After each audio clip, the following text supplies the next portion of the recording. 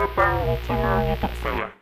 Kali ini, saya akan membahas perbandingan pembangunan politik antara Singapura dan Jerman dalam aspek pertumbuhan ekonomi, demokrasi, serta pemerataan. Negara Singapura adalah sebuah negara pulau di lepas ujung selatan Semenanjung Malaya. Negara ini terpisah dari Malaysia oleh Selat Johor di utara dan dari Kepulauan Riau Indonesia oleh Selat Singapura di selatan. Negara Singapura sendiri merdeka pada tanggal 9 Agustus 1965. Sejak merdeka, pertumbuhan ekonomi di Singapura sangatlah besar dan menjadikan Singapura sebagai salah satu dari 4 macan Asia bersama Hong Kong, Korea Selatan, dan Taiwan. Perekonomian Singapura sangat bergantung pada ekspor dan pengolahan barang impor, khususnya di bidang manufaktur. Singapura memiliki salah satu pelabuhan tersibuk di dunia dan merupakan pusat pertukaran mata uang asing terbesar keempat di dunia, setelah London, New York, dan Tokyo.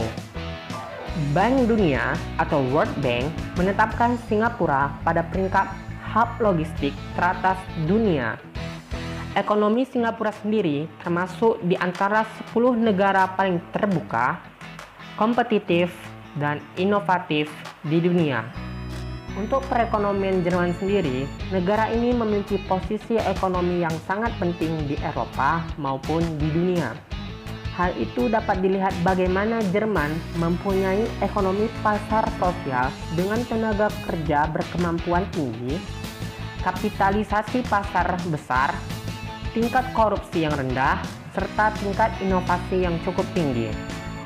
Jerman adalah negara dengan ekonomi terbesar dan terkuat di Eropa dan merupakan negara kelima di dunia dengan pendapatan nasional bruto yang tinggi. Singapura sendiri mendapatkan pertumbuhan ekonomi dari bagaimana pemerintah Singapura mengelola barang ekspor maupun impor. Sedangkan negara Jerman sendiri mendapatkan pertumbuhan ekonomi dari bagaimana pemerintah Jerman membuat kebijakan-kebijakan yang dapat berpengaruh terhadap pertumbuhan ekonomi Jerman.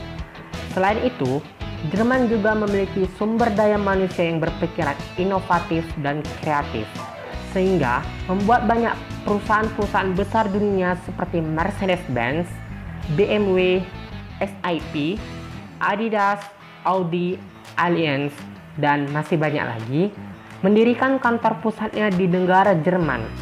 Hal itu juga dapat menjadi pengaruh pertumbuhan ekonomi di Jerman sendiri. Untuk pertumbuhan ekonomi baik di Singapura dan Jerman terhitung sejak tahun 2016 hingga tahun 2020 ini, berdasarkan hasil survei Reuters dapat kita lihat bahwa tahun 2016 pertumbuhan ekonomi di Singapura hanya 1% hingga 1,5%, lebih rendah daripada tahun sebelumnya.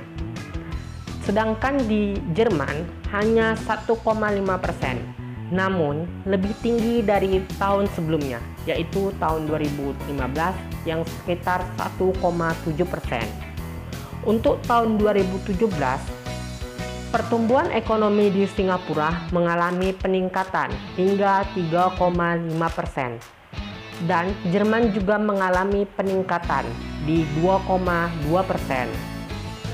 Sedangkan di tahun 2018, baik di Jerman maupun di Singapura sama-sama mengalami penurunan. Di Singapura, pertumbuhan ekonomi hanya 3,3%, sedangkan di Jerman sedikit melambat dari tahun sebelumnya, yaitu 1,5%, dan menjadikan tahun 2018 sebagai tahun dengan pertumbuhan ekonomi terburuk di Jerman. Tahun 2019, pertumbuhan ekonomi di Singapura mengalami keterpurukan, yaitu hanya 0,5%. Sama halnya dengan Singapura, pertumbuhan ekonomi di Jerman juga mengalami kemerosotan, yakni hanya 0,6%. Untuk tahun 2020 ini, saya belum dapat menemukan data yang pasti bagaimana pertumbuhan ekonomi di Singapura maupun Jerman itu sendiri.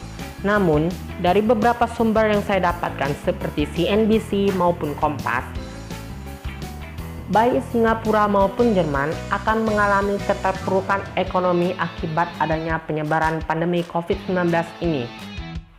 Singapura memiliki sistem pemerintahan demokrasi parlementer dengan model Westminster.